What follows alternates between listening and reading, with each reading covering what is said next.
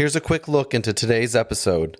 But there's a total difference between handing somebody a piece of paper or something that's up on the wall and you explaining to them what it really means. I think it's so important that they were actually quick, KI value, PTI value, and you said them repetitively. And I think it's important because it wasn't this long mission statement, it stuck. And now you're known for those things. When they're long and elaborate and they're not simple, people don't remember them. So for me, the thing I'm going to do as early as tomorrow, I'm going to do as early as today is I'm going to publish this episode. I'm going to put it out on the street and I'm going to start trying to get feedback on how did this help and what When I was a second lieutenant, I wouldn't say I was intimidated or scared to counsel, but I thought I wasn't deserving of being able to tell E7s, E6s, E5s who I had more time in service than I did at the time, my expectations and solicit their expectations. And for all the new officers listening in or new leaders, do not feel that way.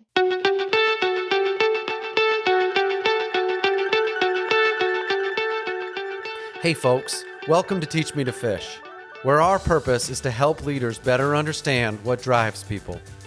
Today's episode is the third of our signature series. The focus of this conversation is going to be on developing yourself and your team through counseling. We're welcoming back Captain Bailey Concannon, who will share her experiences developing, participating, and now leading through command leadership. I hope you enjoy today's conversation. You just might learn something. What I wanted to do with this conversation today is another one of our signature series, learning to lead, developing yourself and people through counseling. That's the intent behind this conversation. Real quick, the challenge with counseling and with leader development is that people learn in different ways. People take in information different ways. People develop slower. Some people develop faster. The opportunity for us here is to show people the way things have been done. Because, Scott Brown said in episode number 14, you can't expect people to just kind of come to your organization or your team or the Army and understand this stuff. They don't know it. We have to show them. We have to demonstrate it. And then as we develop as leaders, we get a little bit better too. So we're going through it as well. So, the opportunity here is to talk about some of the things that we have seen in the past. We don't know everything. We'll talk about preparing ourselves. We'll talk about welcoming new teammates and a mentorship program. We'll then kind of guide into counseling, initial counseling, quarterly counseling, annual counseling, and then ways that we receive feedback mechanisms. How do you gather that information? And then we'll shut things down with what's the one thing that you're going to do tomorrow? And what's the one thing you're going to do this month based on the conversation that we had? How does that sound so far, Bailey? That's great, sir. Yeah, great. My notes are organized in that exact format. The reason I asked you to be a part of this is that, you got to see firsthand like how these things developed, how these things worked, why we developed certain things together. But now you've also got a lot of experience with the people that you're with right now. You're getting to do it as a captain. You're getting to do it as a company commander. And and I'd love to hear as we go through it, like what some of those formats that are working for you. I just want to kind of jump right in. The whole purpose of this episode is to have a conversation and to spark thought in the listeners and some of the ideas that they might have. The first section I kind of want to start off with is preparing yourself. It starts off because most people start off the first time they've ever done any form of counseling was they were the ones receiving it. They were the ones getting counseled by somebody. This is how you've been doing. This is where you're struggling. This is where you could improve. And so I wanted to start off with, how do you prepare? If there's one thing that I've done is I've got this book that's sitting right in front of me right now, this big orange book. Why is it an orange book? Because nobody's got an orange book. And it's easy to it stands out when you put it on a shelf. It's everything that I've collected over the years that somebody handed me, somebody emailed me and they said, print this out. It's got everything in there from initial counselings when I was a lieutenant through company commander, majors, individual development plans that you got at CGSC, documents, support forms that I got from all the way to, as a battalion commander, that OER support forms that I got from the CG and vision documents and philosophies and priorities that I got from the brigade commander. I take in all these things, print them, hard copy, notes, highlights, pages kind of folded, and it's all in this one place that I go to whenever it's time to do some form of professional development or counseling, I kind of go right back to this book and I say, where am I at right now? Because if there's one thing that's clear when you show up to get counseling, to sit down with somebody, it's whether or not you showed up prepared. That's clear as day. If you've got everything that person gave you ahead of time, printed out with notes, it's clear as day when you open up that book and they can see what you got out right in front of them, what you brought to that. Any thoughts on preparing from your end? Yeah, I remember in my initial counseling, I believe with you, I sent you my last 3 OERs, my ORB. There's a couple other documents that I sent, and then I had the counseling form with your inputs to provide my outputs printed, and I filled it out. And I was prepared in that way. You didn't ask me to do this, nor did the XO tell me to do this. So I sat down with you and I had that as the counselee. And then when we started building your counseling program, you said, sometimes I use this as a means of assessing people and seeing how prepared they are. And you asked for my feedback. And I said, that's fair, sir. And he said, why? And you said, why did you have this prepared? And I said, because West Point taught us to do this. And you asked, what about your ROTC peers? And I said, a lot of them don't even know and were never taught about counseling at the specific ROTC program or OCS, whatever the source of their commissioning. And so they are now already put at a disadvantage because you get some of the West Pointers or some of the overly prepared ROTC cadets or prior cadets who are now coming in, and you see them as the more prepared officers, but we actually just got a head start. So I took your feedback, and then you started implementing your counseling program, sending out exactly what you wanted every counselee to have prepared. And I appreciated that me as a first lieutenant, you took my recommendation. And I think it gave everyone a clean slate. So I think as the counselee, that is most important, is from the counselor having that communicated. And if they are not communicating it, soliciting it. Hey, what would you like me to have, sir? Even though sometimes that might be an awkward conversation, or asking someone you're more comfortable with, your company commander, if it's your BC senior rating you, or your battalion commander, group commander, or brigade commander, the XO, a peer. Hey, what did you have going into your counseling? And I made sure I did that prior to mine as a counselee with my battalion commander. Yeah, you can't assume that the people coming to this have all come from the same background, that all have the same training, because I've never asked anybody to give me their prior evaluations. But some people are taught that. That's not what I teach. So I have to teach that right up off the bat. I don't want to see prior evaluations. I don't want to see it. Don't email it to me. But they're only going to know that if you tell them. You got to be clear up front. As a counselee, I will say, so when I got senior rated, my battalion commander here wanted our last 3 evaluations, and then on our baseball card or our talent management card, being able to, here's who you are, here's here's where you deployed, here's what units you've been with, just a summary kind of your ORB is what he asked for, and the XO provided that format. But I had to put my all the evaluations I received are the last 3 to 4 and what they were. So if it was an MQ, and I had a 90-day eval when I had to go back to Hawaii before PCSing after leaving JSOC. And so, of course, it was an HQ. But he didn't ask for a time frame. So now all he saw was an officer who had 3 MQs and then an HQ. And so I will say, just feedback on what you asked for, and just for, I think, some of the senior readers listening in, it felt like something I had to defend in a way of seeing a top performing officer and then dip right before promoting to captain or going to captain's career course, which isn't the trajectory you want to see in some of your best officers. And so I think I really agree with or support, as somebody who's now senior rating people and counseling a lot of soldiers, that I support. I don't need to see your old evals. I need to see how you're performing now and assess your potential now. Yeah.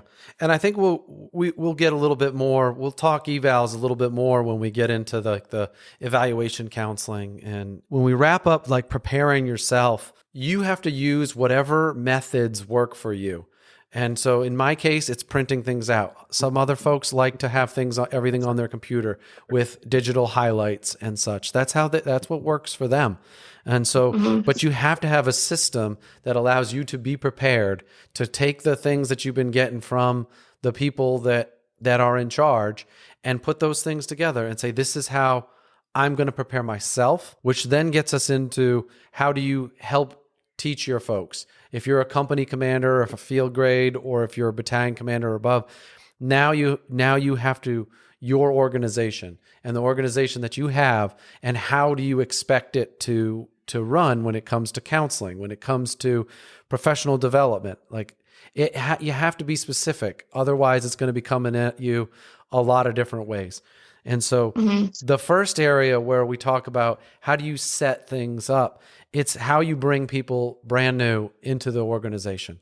And so the way that you welcome people to your organization says everything about the team. How I've watched when I was in the 173rd about how you welcomed somebody. Pat Wilkins, who I think was a savant when it came to organizational leadership and how to get things done. And we had an email that went out to all the people that were on there, that were coming to the organization. Here's what we expect. And Mac Lawler goes into this in detail in his episode where he talks about the expectations and the documents and the commander's expectations and the commander's philosophy. An example letter of introduction. This is what we expect. We expect you to come back with your timeline when you're going to reporting. So that email goes out to folks and it says, welcome to our organization. We're really looking forward to bringing you and your spouse. And that email, and we did that here in the Rattlesnakes, right? We did the same thing here. And we reached out, we figured out what officers and senior NCOs were coming to the organization, what was their email address, when were they arriving, send them these things so that we could get, they had expectations before they showed up on their first day. You were a part of building that. We got to the point where you were the one that was sending out those emails to all the new folks. Thoughts on how that progressed and then how that worked?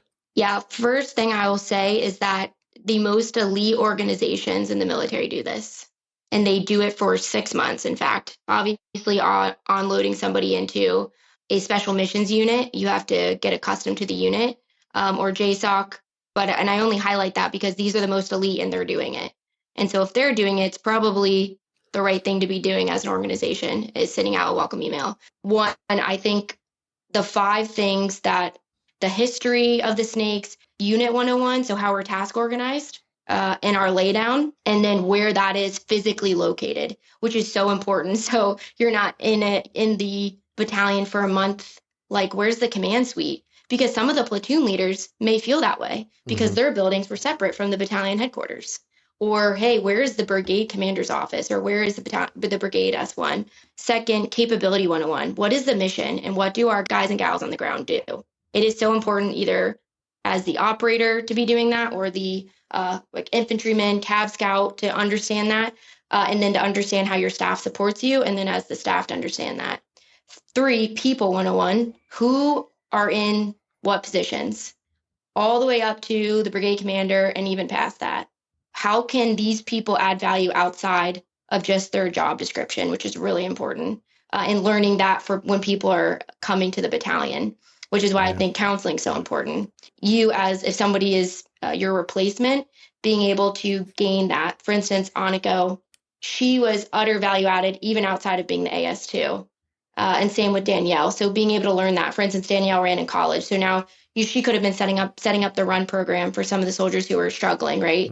So learning that. So people 101, culture 101, what are the values? And that stems directly from the commander's command philosophy, leadership philosophy, and guidance. So what do we value as an organization? And then comms 101, which I think is huge. How do we communicate? I know JSOC gives out their executive communications guide, and it is everyone in this organization will use Arial, will use like 12 font or 0.12 font. They will communicate with the weight of the command on their chest. So still being respectful, but you'll communicate confidently. And I thought sending that out was so important. And that would probably be the only addition I would add is sending out a communications guide. Hey, what do our signature blocks look like? Because everybody should be professionalized and formatted similarly. Because you are a representative and a steward of this organization and this profession, and we want to be uniform in a team and appear as a team to external entities. So following the email, welcome to the organization, the next Mm-hmm. thing, the email that goes out to everybody and that gets sent to folks that are new to organizations. Obviously, this is different from one organization to another. Some organizations are onboarding much more senior, much more proficient folks. If you're a standard infantry battalion or a cav squadron or something like that, if most of the people that you're onboarding are second lieutenants and they've never been into a unit before, and most of your people are junior enlisted soldiers, you're going to have to do things a little bit different. Not everybody's checking their email every day. The expectations are a little bit different based on the organization and the type of people that you're onboarding, which then kind of goes into the first day. Twice I've been a part of an organization, Italy and here in Hawaii, where you're bringing people, whether it comes from basic training or basic officer leader course, back on the mainland, and they're showing up and they're getting off a plane in a totally different area, a place where they've probably never been before in their life. But at Fort Liberty, they're just driving. They're showing up in their car. They're showing up that they may not be staying in a hotel, or they might be. Thought it was important for somebody, and especially the leadership in that organization, to meet them on their first day. 100%. And so I always used to say, when they got off the plane in Aviano and they came to Camp Ederle in Italy, I wanted to see them on their first day. Civilian clothes, didn't matter. Don't go put your uniform on. I just want to shake their hand. I want to say, welcome to the organization. I'm the person that you've been getting that email from, right? And then the same way when they showed up in Hawaii, once they got up to Schofield Barracks, we wanted to see them on the first day. Wherever we were, we would make time to come in and see them on their first day. And it was like, why did you want to see them on their first day? Well, the reason I want to see them on their first day is I wanted to shake their hand and I wanted to tell them what their priorities were immediately. And often the conversation went a lot like this. Hey, it's good to meet you, but your absolute priority is to find a place to live. It's to get your car situation squared away. It's to figure out what's the status of your household goods and to get yourself in processed. Don't worry about getting to know the organization. You need to worry about the basic human stuff, which is, where am I going to live and how am I going to get to work during the day? Where's my family? Where are my kids going to go to school if you're a little bit older? Don't even come to me until those things are squared away, because I don't want you to be 1 foot in the door and one foot out the door. You don't want to be coming to work and you're not dialed in. And so that first day was a huge part for me and in every organization that I've been a part of. And that leads us into the mentorship program. A lot of organizations have some form of a mentorship program, whether it's captains following the battalion commander or the brigade commander, lieutenants following their battalion, whatever it might be. But there's some form of welcome to the organization, get to know the organization. Whatever it is that you choose to use, it has to fit you and it has to fit the organization. If you're the battalion commander, I think you pick who goes where, who does what duty positions, what's the right fit for that person, what are their skills, what drives them. You have to understand those things. You can't just take a name and immediately say, okay, that person's going to the 3 shop and they're going to be the assistant S3, or that person's going to the 4 shop, whatever it might be, right? And that's one of the things that we did. And how did I figure out who those people were? Was through follow me around for a couple days. We do PT together. We go to breakfast together. We do afternoons together. We say, hey, what have you seen so far? And we do that for a couple days. Everywhere you go, they can see the way the battle rhythm goes. If that happens to be a range day, they're going to the range with us. They're hanging out with me. They're hanging out with the command sergeant major. They're with us all day long for the first couple days. All right. And then in the afternoons, when we break for lunch, we get something to eat. That's when we do a little bit of that initial counseling. That's when we teach them, hey, have you had a chance to print some of these things out? Go link up with Bailey. She'll help you get these things printed out. Do you have a book? Do you have things, put it together? What does right look like? And we started to use those couple days to break down those walls, to get to know who that person was. They get to know who we are, what we're all about. It's about anywhere from 2 to 3 days, but it ended with, now I know who this person is. I feel like I got an idea on what their strengths and weaknesses are. Here's where you're going. And then we either hand them off to the S3 or the XO and says, you're going to be heading down to the S4 shop. You're going to be the assistant S4, and you're going to help Bailey Smith get things squared away for the logistics side of, deploying the organization to the Big Island for this. Thoughts on on how you saw that program going. Yeah, from my foxhole, I think that was probably one of the most advantageous things that the command team chose to do. I think it not only, I think there's a lot of times that there's hostility bred in an organization because the people under the commander wonder what the commander or the leader does all day. And I think that one squashes it immediately because they're able to see what you do, what your XO does, what the S3 does, what the sergeant major is doing to support the team. And the fact that everything that you guys are doing is supporting the guys and gals on the ground or helping other teams, right? So battalions on the street, brigade. And I think that was, like I said, one of the most advantageous things I saw. And I know my peers, the company commanders, everybody appreciated it because you guys were placing talent or folks where they could be most value added, where you could align the mission of the battalion with the interests of the individual. And I think it's so important for your subordinate leaders to get to know who you are as a person, to understand, hey, my wife's Christy. What's your wife's name? Where are you from? And in an informal way, that's not just counseling on a piece of paper, but let's just eat lunch together. That, and then your breakfast with the lieutenants. I think you had, it was organized in a way where you had topics so that we could prepare our questions. And that is something that if I were ever a battalion commander, or for the battalion commanders listening in, or people who are about to take battalion command as a subordinate leader, I really appreciated. Because other than that, it was me trying to get into the adjutant to get on your calendar, even though you made yourself extremely accessible. As a subordinate leader, when you see your commander super busy, you're not going to go into their office unless it's urgent. So, yeah, I appreciate you bringing up the lieutenant breakfast, and I want to get in that in a second. But first, just to close the loop on initial counseling, could be at this point, this is the second or third time now that somebody has seen certain documents like your command philosophy. If you've emailed it to them, they've probably skimmed through it or maybe read it, maybe printed out, maybe made some notes. But there's a total difference between handing somebody a piece of paper or something that's up on the wall and you explaining to them what it really means. And sometimes you're just explaining what you see in my values and what things that I value. You saw that just by going and doing PT. Like I proved that I value doing PT every day, builds like compound interest, because you see us out there doing it. You're talking through what some of those documents are. You're explaining how to do these things and how to properly do counseling, how to properly start to prepare yourself for professional development as your career goes. You're setting the foundation.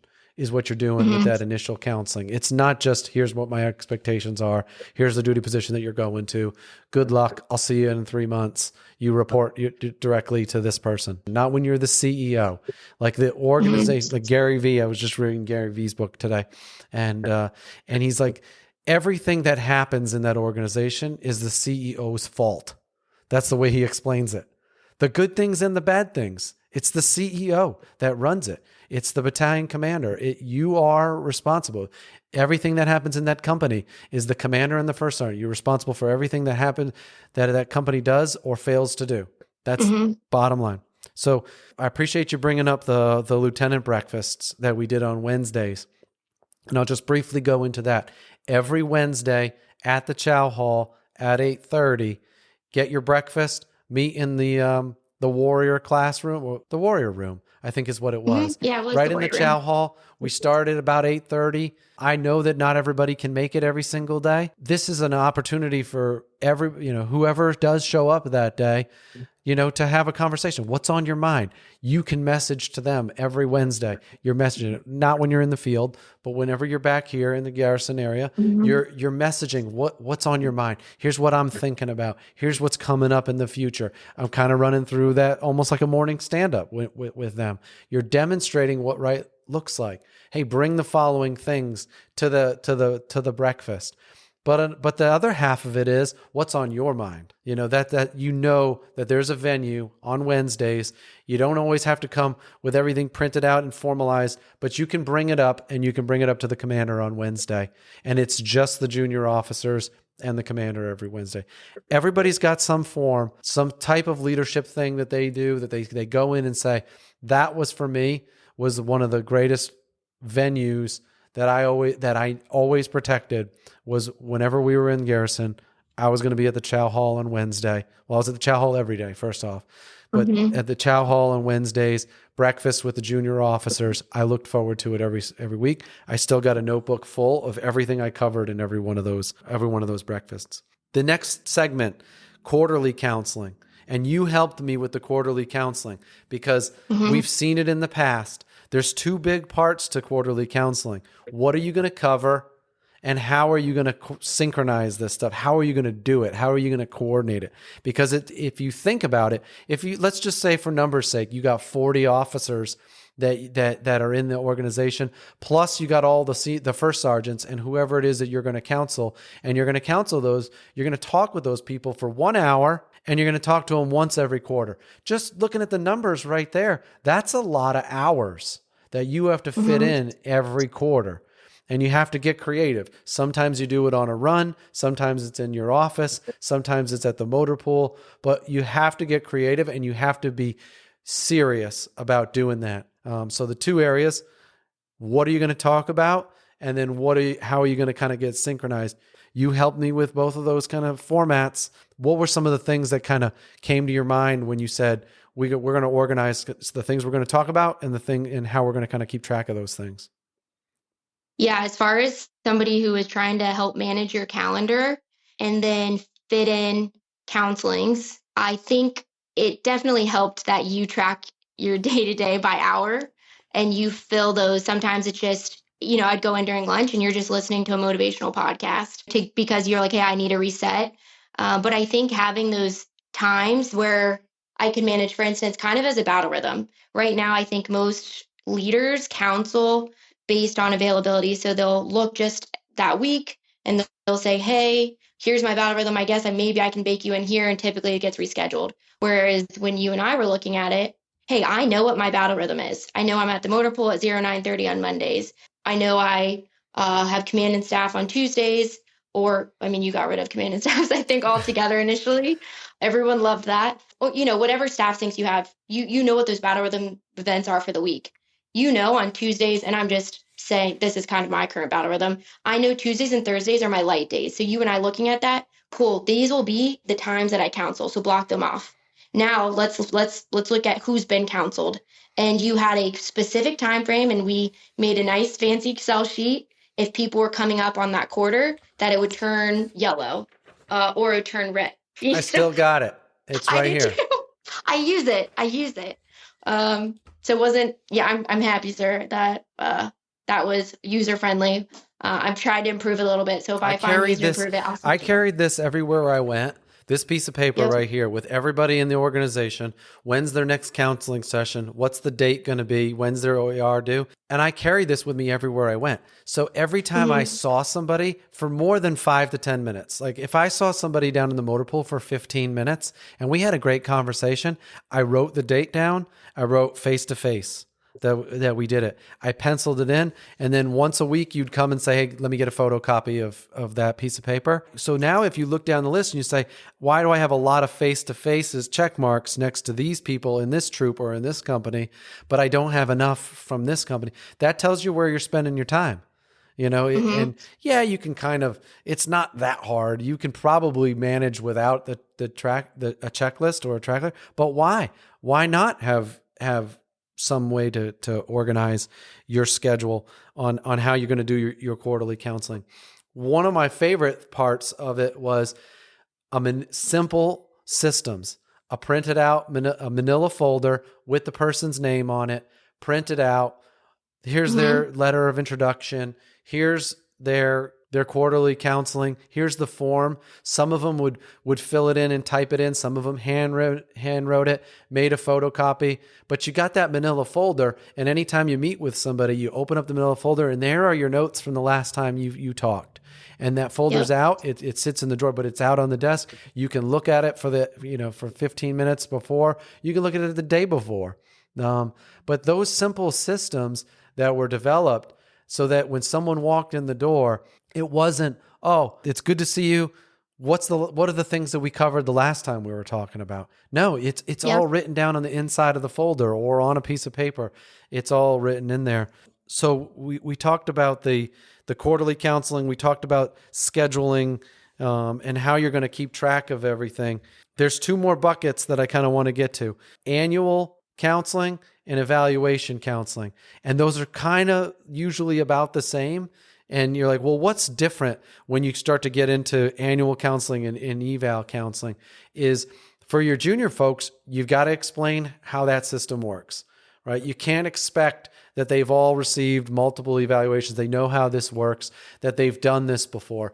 This can't be the first time that you've shared with them how this stuff works, explained your senior rater philosophy. Is it part of your leader development program where at some point you've talked to people about I Love Me books, and you've brought in your I Love Me books and you said, this is how you develop one. This is how you put it together. This is how you figure out things. This is how you do your OER support form. How did you demonstrate to them what an OER support form is supposed to look like? Did you ask for it 30 days in advance? Or did you say, welcome to the organization. Here's the commander's OER support form. Here's my OER support form. Here's how I figured it out. And then have them go ahead and start filling it out from day one, from the time that they showed up to the organization. The OER support form was an epiphany, if you will, that I had when I was a major. And I started saying to myself, why do I have a separate document that says these are all my expectations for the S1, for the S2, for the chaplain and such? But then I had this OER support form. And then I had a list of priorities. And then we had a list of things that we were trying to get accomplished. We're already talking about 4 or 5 different documents, right? But the OER support form, it was already developed in a way that could say, these are the things that we're trying to get after. These are our goals for the next 6 months to a year as the battalion XO, as the battalion commander. These are the things that I'm trying to accomplish. You can put your expectations right in there. So by simply giving them the OER support form, now you've given them another way to communicate your expectations, the direction you're trying to take the organization, the things that you're trying to achieve, the goals, the results that you're trying to get. And then when they start filling it out from day one, they can say, hey, how would I help the commander achieve some of these results? Thoughts on the annual, the eval, that form from your foxhole? I will say the OER support form has been helpful for me as a leader because it's a synchronized way that it lives in real time as far as, you can go on EES and update it, and then I can go click on it and see what my subordinate leaders or subordinates are filling in. And so when I want to give them whenever they're due for their eval, we can talk about it, but make sure what they're seeing is also included, whether I'm the rater or senior rater. And then also for awards. Sometimes it's not always being communicated in the sit rep. So if I'm just going and saying, okay, hey, I didn't even realize that you created this PT program to help this soldier who was failing the ACFT, and no, that was never communicated. That deserves an AAM or whatever it may be. So I know that has been super helpful. And again, it's not me soliciting them to send it to me because it lives in real time and they update it in EES, and then I can go on and look at what they're updating. So I think that's been super helpful. And then one thing I wanted to hit on for quarterly, because I implemented exactly what you did. I use a Post-it note instead of writing on the manila folder. Apparently, we're having like a shortage of manila folders here. But I loved that you were able to just pick up that packet and whenever I went to your office where we left off. Also, you would always ask us what our goals were, personal, physical, whatever they might be. And then you could, in a way, hold me accountable to that or ask what I wanted to do and hold yourself accountable to supporting those things. I've tried to do that for my personnel. So even I just pulled some of them because I just had to move offices into the skiff. And so I'm looking at, I just had a soldier graduate air assault today. And when I first counseled him, he said, I want to go to air assault school, ma'am. And it was so cool. I'm looking at the Post-it note I put on each of their folders for their counselings, and I was able to check that off. He said, hey, I'm trying to get out of the barracks because I'm an E5. And, that's in a checkbox and we're working on it. Another soldier said he wanted to go to a joint CI human targeting course. He went, even as a specialist. I was able to check it off, and it's cool to be able to hold myself accountable. And then when they come in for their quarterly counselings, And I get to say, look at what you've done over the last quarter. You went to air assault school. You went to this course. You've created a PT plan. So I just wanted to hit on that. I think it's so important to do that in the initial and set that up for quarterly, and then annual, hit on that as well. Yeah, I'm sitting here staring at a new document that came out in September 23, and the document is called Counseling Enhancement Tool (CET) for a soldier and for leaders. But it's the GTA Mm-hmm. 22-01-002 or 003, and you can fill it right in, and it kind of takes the place of the old 4856, the old counseling forms, the ones that we were using before. What Mm-hmm. again, whatever you choose to use as a leader, there are tools out there, but there's something that's prepared that you can then send to the folks before they come into the counseling. So I'm staring right here at the summary of counseling for a leader as they were coming in to do, quarterly counseling. And so if we're doing quarterly counseling, how comfortable are with the expectations of the current position that you're in? How can I help? How can we do this better in in future positions? How much do you trust the systems that we have around here? How much do you think about the questions are already in there, and it's not Mm-hmm. meant to be like go through there with a fine-tooth comb. It's there to spark some thoughts in the person that's coming to the counseling. So it shows them this is how you show up prepared, and it's prepared ahead of time so that you know what you want to talk about when you're in the conversation. What I did appreciate about our counselings, and I'm sure it wasn't just me, it was with everybody, is that you were so transparent on what came out of the command climate survey. Mm. And those were always some of your talking points with our counselings, to really hear our feedback, and not just on what we thought, but hey, what do you think the soldiers are thinking?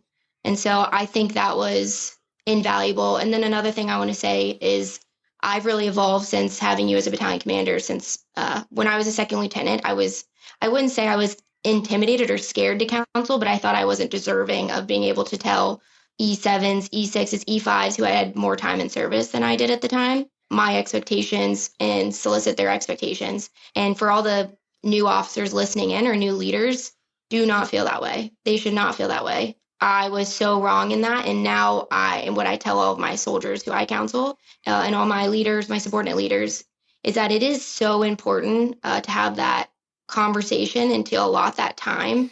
And like you said, it sometimes if it's quarterly, it's 15 minutes, but for the initial counseling, the 2 hours, I'm pretty sure you counseled me for like 2.5 hours. And it was one of the most, I left your office so invigorated and so motivated. And it was because I understood where you stood. I understood what my expectations were. I think it was so cool to have a humble leader who was like, what do you expect from me as your commander? And then soliciting that feedback. So no matter how many years you've done in the military, it was the growth mindset of, hey, even as a battalion commander, I'm here and I want to learn and I want to grow. And I expect you to be a leader who is like that as well. I lay out my expectations, and I have quirks as a leader. I'm very meticulous. So if I see a slide that has a misspelling, I'm not going to enjoy that. So I want them to know, hey, I'm very meticulous. I'm very detail oriented. These are things you need to know about me. What should I know about you? And then how can I get better? Here's how, in the quarterly, how I think you can improve. And I think everyone's owed that feedback. And like I said in the previous podcast with you, sir, I've adopted them. Feedback is gold. So the more touch points you can have on, again, taking some with a grain of salt, but the more touch points you can have, and obviously counseling is a great venue for that, to solicit feedback and to offer feedback. You're only saying, hey, this battalion we have a growth mindset. So we're no days off. We're getting better, doing a little bit more each and every day. This is the time for the feedback. So part of this counseling is preparing to receive it yourself from if you're the junior and you're receiving feedback. How are you prepared to receive it? Are you open mind? Are you looking to learn? Are you ready to write down some notes? How are you prepared to receive that feedback? On the flip side, when you're the one that's asking the questions, how are you receiving feedback? The feedback that I'm asking you is, who are the people in the organization that you go to when you need help? Who are the people, who are the leaders in the organization that you're going to that you can count on the most? Who are the people that are being value added? If I ask 40 officers those same 3 questions and I'm getting the same 3 or 4 names all the time, And the names that they're giving are not somebody in their own company. It's not their direct supervisor or their direct leader. That's the indicator right there. Who are they going to? Who are they leaning on? What peers are carrying extra weight? And when other people's names are being left out consistently, that tells you on who's not carrying their weight. And you will sometimes get different names than you thought you would. It's the quiet person that's out there, and you hear that name all the time when they're like, this is who I go to. This person right here is the person that's helping out all of us when we show up. And it's more data points on each of your leaders, because you might have a leader who to you is awesome. He's a yes man. He gets everything done. But for his subordinates, his or her subordinates, they don't have the same impression. Yeah. And then same with peers, or they're trying to screw over their peer to get ahead, or overly competitive in a non-productive way. Yeah, that right there, that's a whole nother podcast as a commander, as you become a little bit separated from the folks on the line. If the interactions that you're having with people, if that's the only way you're gaining information on how they're doing, you're probably going to be fooled, right? Because you can always fool your leaders. You can sometimes fool your peers, but you can never fool your subordinates. So if you want to know how somebody's doing, ask their subordinates, ask them in the chow line. They'll tell you what's really going on in that organization. And that's how you're really going to find out if they're taking care of people and if they're taking care of families. I will say when you sent out your command philosophy and what you value, I think it's so important that they were actually quick. I don't want to call them aphorisms, but they were just quick. Hey, I value PT, I value. And you said them repetitively. And I think it's important because it wasn't this long mission statement. It stuck. And now you're known for those things. When they're long and elaborate and they're not simple, people don't remember them. And you guys came up with acronyms to make them memorable, and you said them repetitively. And then I could take your value statement, is what I'll call it, that you sent out to everybody in the organization, and I could draw an arrow and write something that you implemented or actioned that stood for that value. So meaning you didn't just talk the talk, you walked the walk. Yeah. Whether it was, hey, Lieutenant Breakfast, okay, implementing feedback or actionable things from the command climate survey. Hey, I like to PT every morning, and we saw the commander every morning. Also, you value PT and you value breakfast, so you changed the work time, the start work time. Mm-hmm. The duty day started at 09:30 for work hours, and every office was covered in that way. So I knew that, hey, I get a run in and then I do a WOD and then I do a lift. And that typically takes me 90 minutes to 2 hours. And I now was able to cover that, finish that workout. So I'd have more time allotted back to me with, either to call Ian because we were in a distance relationship. And that was awesome to see. But the point of me saying this is everything you implemented could be tied back to a value. And I thought that was so important. And I think hypocrisy is the easiest way to breed hostility in an organization. Mm-hmm. And it was, nothing you did was hypocritical. It was you walked the walk, talk the talk, and did it yourself and led by example. Getting back all that feedback from people, like what's working and what's not, leads us to like the outbrief, which is, hey, you've now been a part of this organization for anywhere from a year to 2 years, 2.5 years, but you're on your way out. And now you have another document that with 6 or 7 questions. And the area that I want to hit on here is what systems were working, what systems were not working, what things did I think that I thought was working great? No, that it's not working great. It's really hard, and we're not really getting any bang for our buck. Now, people, it's after they've finished their out processing, they have finished everything, they've gotten their evaluation, everything's done. The final out brief is when they're in civilian clothes and tomorrow they're leaving for the airport. Because that's the day that they can say, comfortably, I can tell you all the things I might not have been comfortable telling, a few months ago. And sometimes it's not, You don't want to hear it. It's not going to be good. Sometimes it's not good. Those are the best ones, is when it's not good stuff, because now you know where you can go and attack. If all you're getting is good and flowery stuff, then you're not asking the right questions. or you don't have the right person. You got to seek out that person that's going to give you the real dirt, and sometimes that's somebody that didn't perform very well. That's somebody that got in trouble. And you're like, well, Yeah. why did you get in trouble? I'll tell you why we got in trouble, because we really had nothing to do. And, the leadership that I had at the time didn't care what I was doing. So every day they basically told me to get out of here at about 1400. I had to go find something to do. So now I got in trouble, and so, nobody cared Mm-hmm. what I was doing.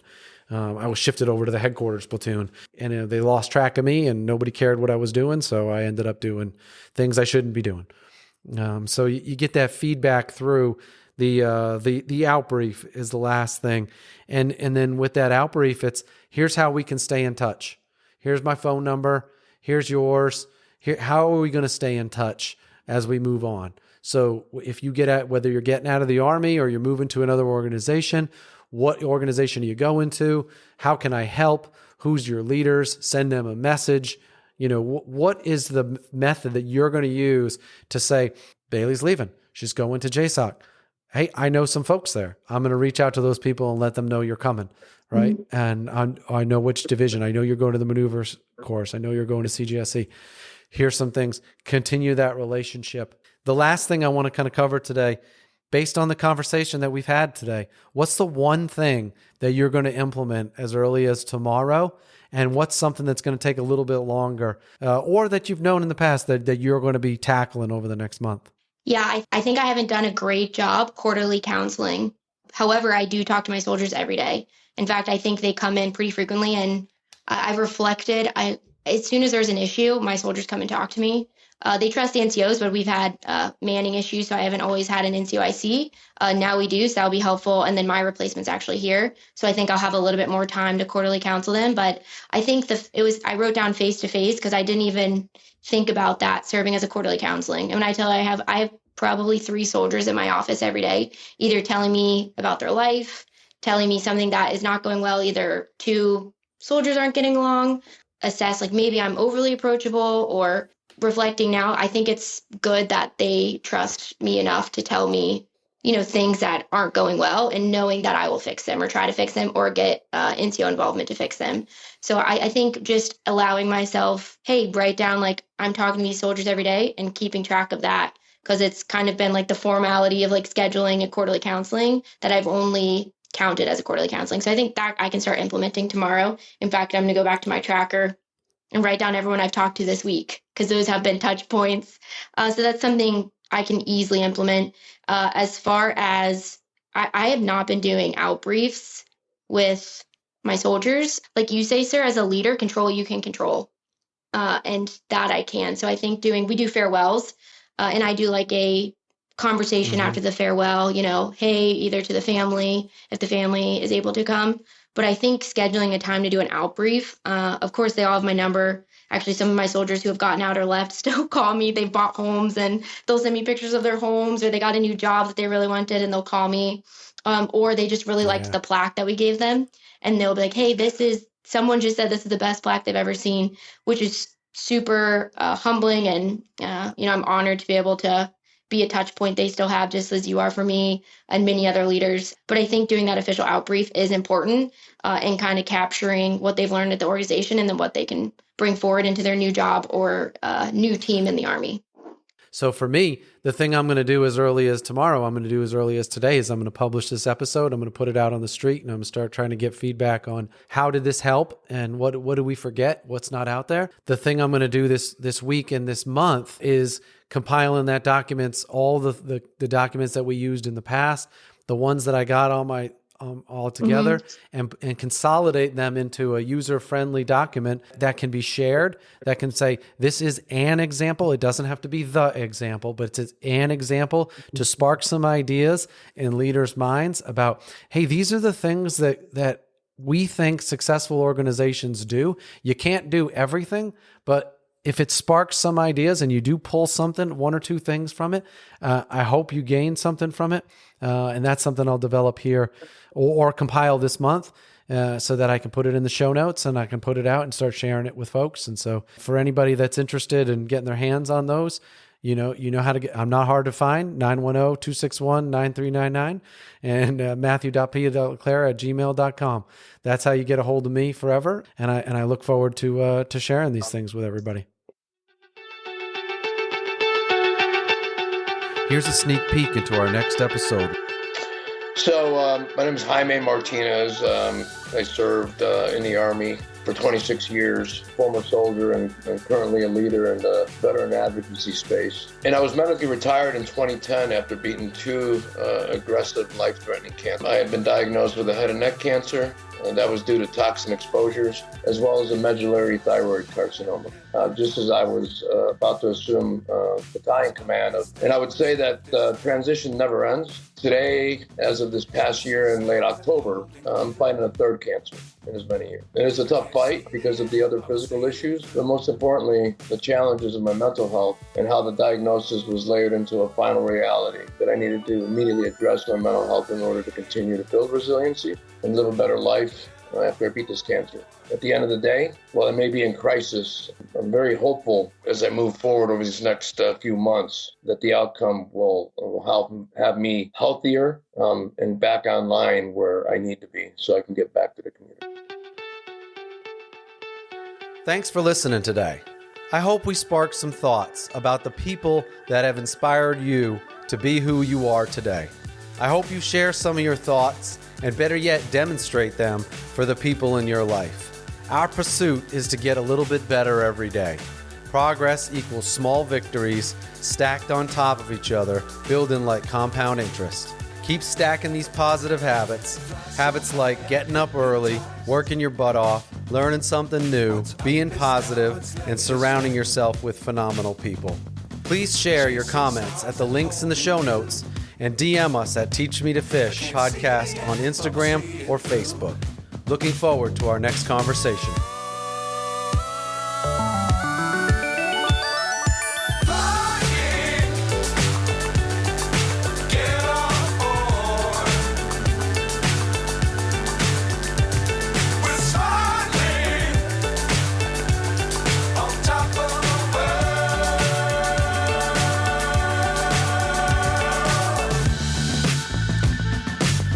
Times don't fly too high.